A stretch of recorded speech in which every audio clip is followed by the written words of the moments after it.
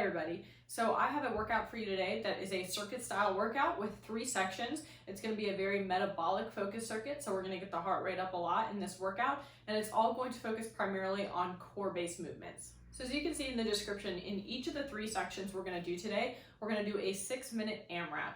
Now remember that an AMRAP style workout means you're going to do as many rounds or reps of all of the movements as possible in the time given. In this case, it's going to be 6 minutes per section. Then we're going to rest for 2 minutes in between each section to recover a little bit before we begin the next section. We've got 3 sections total, 6 minutes apiece with 3 different movements in each piece.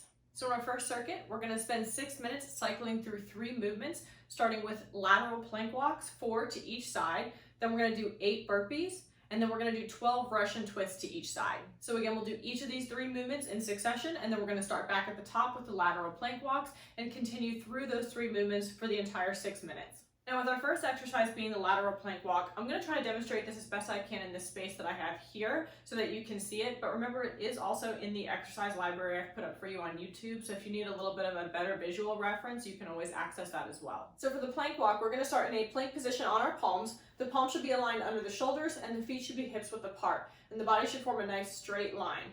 So I'm going to show you here oriented this way, and hopefully the mirror will help give you a little bit of a better visual.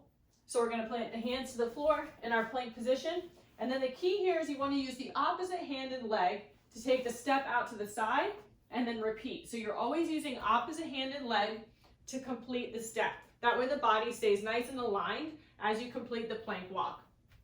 So once we've done our 4 steps to the left, we're going to go back to the right, again using opposite arm and leg to take our step. I'm going to do the lateral plank walk one more time facing the other way as well in hopes of just giving you a little bit of a better visual.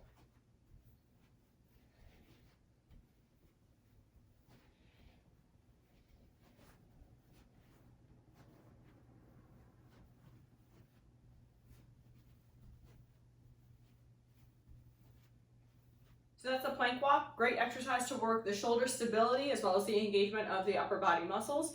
And then initiating movement, working right and left sides of the body by using the outer thighs and outer glutes. And then of course, most importantly, our lateral plank walks are going to fully engage our core to stabilize the body while we're moving in this dynamic position. And because we're using our entire body and lots of muscles working together, we're going to get the heart rate up good as well. So next, immediately after you've done your 4 steps to each side in your lateral plank walk, you're going to do your 8 burpees. So if you've been following along in our videos, you've seen lots of burpees by now, so you're probably relatively familiar with the form. But just as a reminder, we're going to hinge forward from the hips, plant the hands to the ground, jump the feet back, drop the body all the way to the floor, push back up, jump the feet in towards the hands, and then jump up, reaching the arms overhead. The key with the burpee is you want to get that hip extension at the top of the movement by engaging through the glutes on that jump.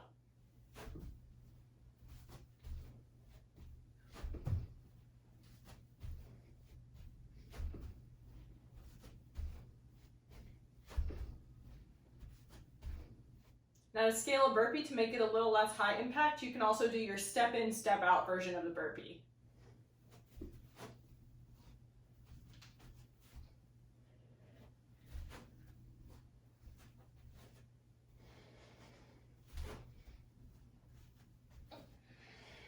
So then immediately after we've done our 8 burpees, we're going to get on the ground and do our 12 Russian twists to each side. So remember with the Russian twist, we want a slight hinge back angle, keeping the chest open and the core tight, of course. So in a Russian twist, we're working some rotation to engage the core and the obliques. So we want to start nice and tall, chest angled up, just clasp the hands in front of the body. And then we're going to rotate to the right and left sides of the body as far as we can for 12 on each side. Make sure that as you continue to do the Russian twist, that you continue to breathe throughout the exercise and don't hold your breath, but do keep your core nice and tight. So if you're looking to increase the intensity or challenge of the Russian twist movement, there's a couple of options. One is you can hold a weighted object at your chest, which is going to increase the intensity of the movement as you perform the twist. The other option is to elevate or float the legs up off the ground. This is going to reduce the points of contact between your body and your floor, and it's going to increase the level of stabilization required by your body to complete the movement. So if you're going to do the elevated version of the Russian twist, it's going to look like this. Lift the legs up, and then you're going to complete the same rotation, keeping your chest and upper body posture the same as you would if your feet were down on the ground. And again, that's not a necessary option. It's just an option for you if you're looking to scale the movement up a bit to add challenge and intensity. So that's our first quick circuit for 6 minutes, as many rounds and reps as you can complete of your lateral plank walk, 4 steps to each side, 8 burpees, and then 12 on each side, rush and twist. So after that first circuit, we're going to take a 2-minute rest. Then we're going to begin our next 6-minute circuit. So in our second 6-minute circuit, we have 3 more movements we're going to cycle through for all 6 minutes in a repeated fashion, starting with inchworm walkouts for 4 repetitions. Then we're going to do in and outs down on the ground for 8 repetitions. And then we're going to do diagonal mountain climbers for 12 reps on each side. So for an inchworm walkout, remember that's going to be a very full body movement, promoting a little bit of flexibility as we engage through the hamstrings to perform the walkout, but then again, primarily focusing on core engagement to keep the body nice and controlled as we execute the movement. So first thing we want to do in an inchworm is to hinge from the hips, keep the legs nice and straight as we drop the hands to the floor. Then we're going to walk the hands out until the body arrives in a plank position. So the palms should be aligned underneath the shoulders and the feet should be hips width apart. From here, we're going to start walking the feet in towards the hands while keeping them as straight as possible. And then we're going to repeat walking out the hands back to the next plank position. Now remember, in an inchworm walkout, the key really is to promote that hamstring flexibility. So you want to make sure you focus on keeping your legs as straight as possible. Even if you're a little limited on flexibility like I am, just shorten the stride in which you take those inchworm movements. You don't have to walk your feet all the way into your hands for each repetition if it means you're going to have to bend your knees to do so. And like always, if you're a little short on room in your living space, you don't have to do all 4 repetitions in one direction. You can do one inchworm walkout, turn around and do another, and complete the 4 repetitions in a back and forth manner. So next, after our inchworm walkouts for 4 reps, we're going to go immediately into our in and outs. So our in and outs are going to be a nice quick core movement for 8 repetitions. We're going to float the legs off the ground for this one, kind of similar to what I showed you with an option that you could do for the rush and twist earlier. So for the in and outs, we're propped up on the hands so the chest is open. We're going to lift the legs off the ground, tuck the knees to the chest, and then push the legs away until they straighten. And we're going to repeat this cycle for 8 repetitions. Now a great way to modify an in and out is to do an elevated toe dip.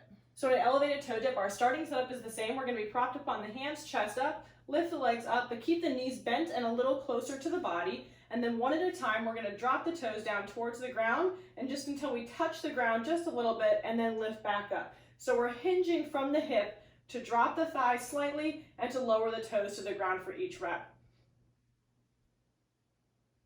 Now, if you do choose to modify it to the elevated toe dips for this exercise, just make sure you perform 8 repetitions on each side. So immediately after our 8 in and outs, we're going to flip over facing downward on the ground to do our diagonal mountain climbers for 12 on each side. So for our diagonal mountain climbers, we want to get down to a plank position on the palms with the hands aligned under the shoulders and the feet hips width apart. And like any other plank-based position, we want to make sure our body is in a nice straight line.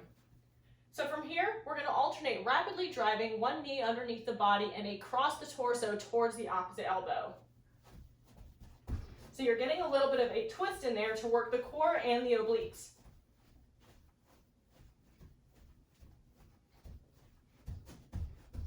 Now the great thing about mountain climbers is not only do they do a really good job at working the core and predominantly the lower abdominals, but they're going to get your heart rate up a lot as well because they are such a fast and intense movement. Now a great scaling option for a diagonal mountain climber is to do a diagonal knee driver. This is going to take the jump aspect out of the mountain climber, reduce the speed just a little bit, but it's also going to reduce the impact on the joints.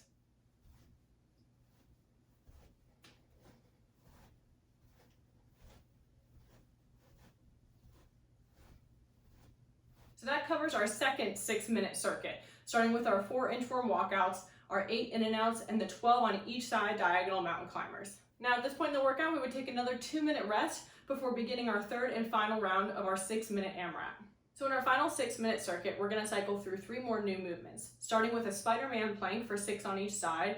Then we're going to move into leg levers for 8 repetitions. And then finally, we're going to do swimmers for 12 repetitions per side. So starting with our Spiderman Plank first, this is going to be a really great core focus movement to again work the stability and strength of the upper body and shoulders because we are maintaining a plank position on the palms for this. But we're also going to be drawing the knee in towards the same side elbow on this particular movement to work the outer obliques, as compared to the internal obliques that we worked doing the Russian twist and the diagonal mountain climbers. So for our Spiderman Plank, we're going to go back and revisit that plank position. So the palms should be aligned under the hands, feet hips width apart, and then we're going to slowly and with control take one leg. I'm going to use my right leg first and bring it towards the right elbow alongside the outside of the body. And then you're just going to alternate sides until you've done 4 per side. So in that movement, you definitely should feel a nice tight contraction or squeeze through the waistline on each repetition that you do. Now in that particular movement, if you need a little assistance supporting yourself in that plank position as you elevate one leg off of the ground to perform each rep, you can also do that on an inclined or elevated surface by placing your hands on either a chair or the edge of your bed or couch. So next, after our Spiderman Plank for 4 reps on each side, we're going to move immediately into our leg lever. So a leg lever sometimes is also called a double leg lift and lower. It's going to be a lever type movement where we're lowering both legs simultaneously towards the floor and then lifting them back up over the hips. Now in this particular movement, you want to try to keep the legs as straight as possible while performing each repetition, but you can also choose to modify it by performing it with bent knees. So to set up for our leg lever, we want to be flat on the ground. We're going to take the legs and lift them up over the hips and keep them as straight as possible. Then we're going to hinge from the hip to allow the legs to lower down almost all the way to the ground. And then we're going to lift them back up over the hips where they started.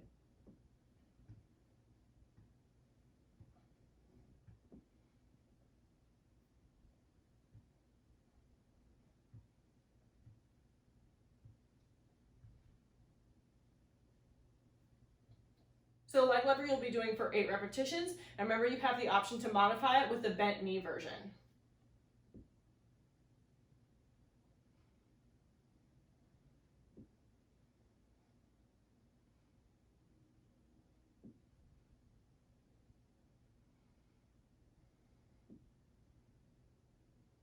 Now with the leg lever, it's going to be a great movement to focus on the core, especially the lower abdominals and the low back.